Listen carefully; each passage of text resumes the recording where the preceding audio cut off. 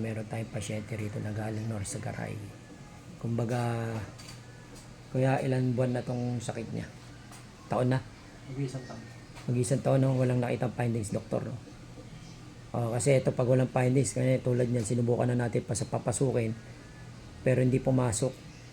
Masasaktan na lang itong pasyente natin pag pinilit natin. Ang ginawa natin, ano na lang, binakuran, depensa, tapos pangontra. Kasi bumibitaw yung bumibitaw. Nakatanim na kasi to kuya, nakatanim na yan.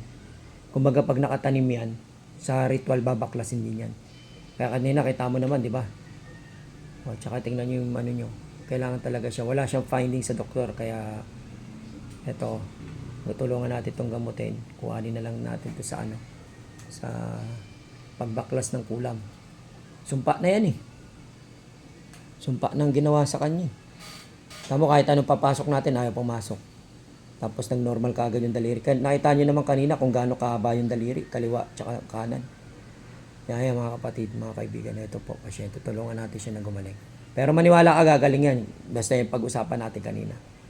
Yan, God bless, God bless. Gagaling yan, gagaling. Huwag ka lang mawawalan ng pag-asa.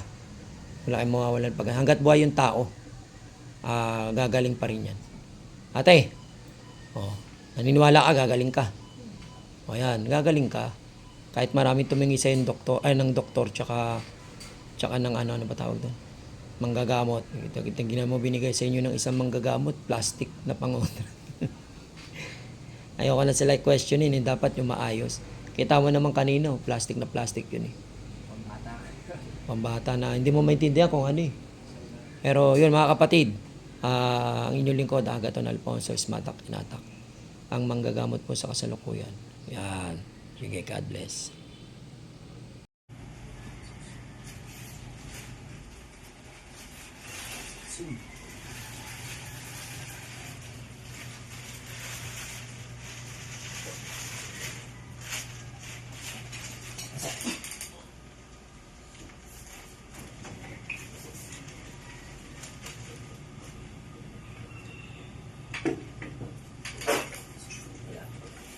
Tangan naman tayo. Ha? Okay. Sakay pumasok.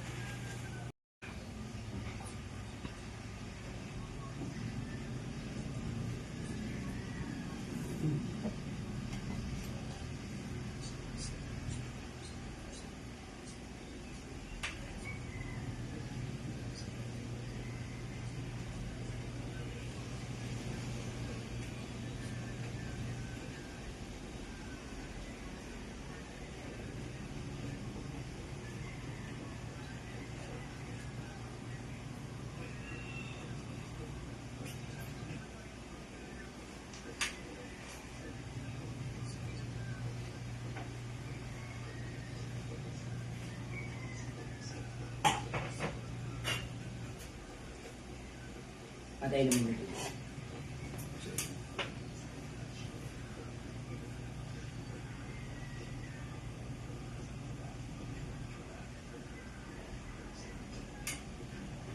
Normal lasa na tubig mo. Normal na. Pag normal yung tubig mo, wala yung gambala.